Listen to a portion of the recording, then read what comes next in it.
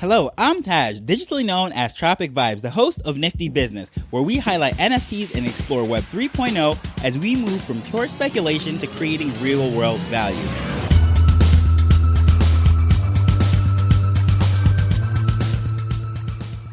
Independent online marketers have been using a secret for years that most big companies ignore. This secret should be common sense, however, even after hearing it, most people will still ignore it. Today, I'll share why companies should use NFTs to launch products, but especially a software product.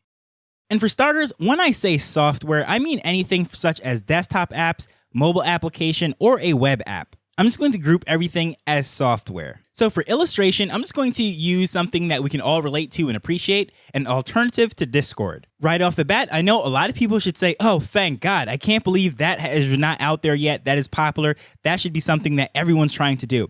But before I even get to all that, which one of these sounds better? Spending 18 months developing and building this, and then putting it out to market to see if people are actually willing to use it and pay for the features to keep that software growing, or B, build it after it's already sold and you have customers for it already. 90+% of people will say the first one simply because the latter seems unethical. Well, how can you possibly sell something that is not already built? Well, for starters, I'm going to tell you the way you do that is by clear communication. Letting them know up front that, look, this software is an idea that we're playing with. This is what we're planning to build. However, it's going to take 6, 7, 8 months, 18 months, whatever it might be to actually roll out V1. But letting the people know up front that that is what they're purchasing is the key to the whole thing of it being ethical or unethical. And this is not anything new. This is actually something that we're very familiar with. The two things that I'm going to just throw out there really quick that basically everyone should be able to understand. Number one, if you're buying a house in a new development, you're going to basically buy that house off of a blueprint or a picture, or you look at the model house and then you're committing some money down and then they're going to build that. So that is pre-selling. The other one that is much more common, even if you don't own a house, is education, and in particular, college. In many cases, you're paying $100,000, $200,000 for a promise. The benefits that are being communicated is a better career, more money down the line. However, when you're cutting that check or going to that school, you technically don't even know the quality of the education. Sure, you have some ratings and reviews and so forth, but you really don't know if you're going to have good professors, good education, if you're going to be desired on the job market based on the performance of what you're learning and being able to apply to your career and so forth, but you're paying for it up front. Whether or not you get that good career, make a fortune or whatever, guess what? That money is already spent. But going back to this whole thing, in the case of software, so for example, this whole Discord thing, or not even necessarily Discord, but I just use that as an example that people should be like, yes, I can't wait for an alternative to Discord. But whatever software it is, usually how it is pre-sold is by giving a discount up front. And in fact, there's an entire business built off of these pre-built softwares that are giving discounts, and it's called AppSumo. Usually you get a lifetime deal for a basic version of some sort of software that they're going to build out over time. But as a lifetime member, you are locked in for all the features coming down the line. Now, when these products or these softwares are launched, they have an MVP, minimum viable product. And that's just really what's put out there with the demo, explaining exactly what can be done. However, when someone logs into these things or actually tests it out, it is very limited. It's basically just the user interface, meaning that they can see how the software is laid out, how it looks. However, the functionality, for the most part, is something that is promised for the future and upfront on day one when this purchase is made. Those functions are not even there. But with the pre-sale, it does a few things. Number one, it's going to validate the idea. As I said, which one is better? Would you rather build for 18 months, spending money, resources, or whatever, or to sell it up front? Well, if you sell it up front, you're validating the idea. And that is something that independent marketers do all the time online, whether it is a course, a product, or anything of that nature. Try to sell it and then build it. This can actually even work with something like a book or a journal or any kind of physical product in itself too. And you can see this in forms of Kickstarter and other crowdfunding platforms like that, because what they're actually doing is getting that money upfront, but more so important than getting the money upfront, it's testing to see if there's a market for a particular thing. Before they invest a fortune into it and all the time, getting that validation upfront is key. But also, as I said, you're getting that money upfront, so you're pre-funding the development. So whether you're building the product or programming the software, you have that lifeline of funds to either hire team members, get better materials, or maybe take off from the day job in order to invest into it. So there's a lot of ideas for that. So this is not just for big companies. This really works for independent people as well.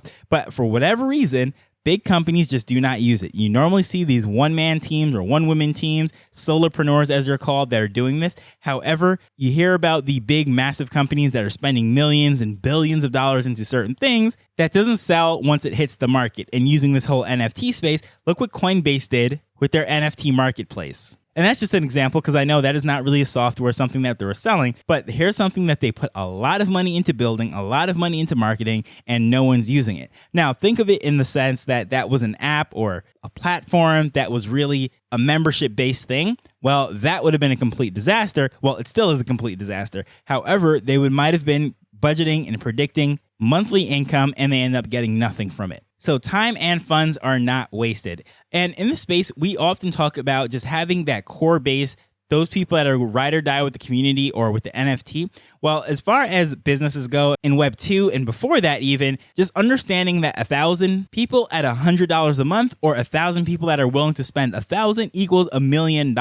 So in the case of software, that would be more of the $100 per month. So that's $1.2 million in theory. That is the revenue that is coming in. And beautiful thing with software is that there are very high margins. So all it really takes is 1,000 people to have a sustaining business with software or anything with a subscription model. Now, offering that lifetime deal, that discount up front, is something that is just beneficial on both sides because as the developer, you're getting all those things I spoke about, but also going forward, the person that is buying it doesn't have those monthly payments or annual payments, whatever it might be.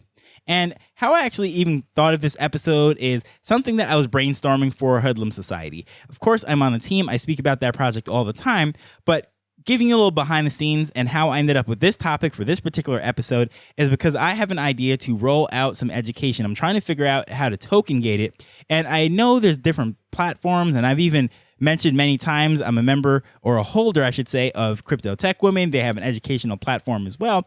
But I'm thinking of a simplified version that is better than just having everything thrown into Discord. Yes, I could do that. But because, again, I'm not a fan of Discord, I wanted the experience to be the best. And even if I do end up putting it on Discord as well, having an option where someone can go to a website and just log in that way and use those things, but also have it be token gated would be the best of both worlds. So I was thinking, okay, what kind of platform is out there? I was looking at all these different course platforms and all these different login portals and all these different things. And I was like, a lot of these that already existed that are just awesome, they just don't have that functionality, and it would have to be custom coded and all sorts of different things would have to go into that. So I started to look for Web3 solutions, and I stumbled on something called Builder. Now, Builder, BILDR.com, did exactly that. They have a beta software out right now, and it is token gated. And the way they're doing that, they're selling it for 0.16 ETH, which gives you lifetime access to Builder Pro features. And a lot of those things that I was trying to do as far as token gating information and so forth, you can actually do that with this. You're building it, and it gives you a whole bunch of tool sets that you can pull from in order to speed up the development, and you can token gate it. So when I was looking at this, I said, okay, 0.16 ETH, that is what it is to get into it. Well, how does that compare to just getting a subscription? Although this is in beta, they have a freemium version, meaning it starts off with free and then there's paid level. So with the freemium version, you can actually just test out the usability. You can go in there, mess around with all the tools and what have you, but you can't make it live. You can't put it out there for the public to start using this. But then the starter pack or the starter subscription is $9 a month, and that is a discount because this is a beta version. This is really before the final version launches, or the pro version is $29 a month. Now at 0.16 ETH, that's lifetime access to the pro version and everything that comes in the future as far as whatever features they build onto it. There's no more subscriptions, no additional fees that are related to this down the line, locked in at lifetime. So as far as how that compares to the $9, that's 26 month, it would actually take to break even, or how it compares to the $29 one, which is the pro, and that's actually what you're paying for. You get the pro features that breaks even at 8 months. So if you're someone who is possibly looking at this as a buyer, you're thinking, well, if I do use this platform, I plan to be on it for more than 8 months. Well, in theory, at the price of ETH right now, that is $240. And that's how I got those 26 months and 8 months. If you have a long-term play going right here, it actually makes more sense to get that 0.6 ETH lifetime membership. You don't have to pay any more. So that is just an option or just an idea of one program that I found that actually is building using this method and everything that I was speaking about to do such things. And what we were seeing last year was a horrible version of this. What we were seeing was NFT projects launching with these roadmaps, and basically, yes, they were getting the money up front. So it looks like, yes, this is a pre-funded thing and they're just previewing the art and so forth, but that is actually not a business model, and that preview of the art is not an MVP, minimum viable product, because there is no product. There is no money stream. There is no other source of revenue or any service. Nothing is being solved with this except that they were looking at it as the mint and the resale. That was the mission. Now, granted, they're going to say there's other things incorporated with it, and they were planning to get video games, movies, build out the metaverse, and land on Mars, all sorts of things. I mean, they could go literally anywhere with it. But as far as the actual business model, how they're going to do all this, how they're going to accomplish this, other than giving away Lamborghinis and such, that was what a lot of the projects were lacking last year. And going forward now, we're seeing a lot of projects do things the more practical way, and more sounds like how these software companies actually launch their thing. But going back to this whole thing, what do you think about that? Actually launching with a sale first, then building? Do you think that is unethical? Do you think that is a great way of doing it? Love to hear your thoughts on that. Please feel free to reach out to me at Tropic Vibes on Twitter. As usual, I just want to thank you for taking time to listen to this as we're learning and building Web3 together. Until next time, later. The Nifty Business Arrow is not investment advice. It provides insights and information within the space. As with anything, please do your own research before making a decision whether you're making an investment or a purchase.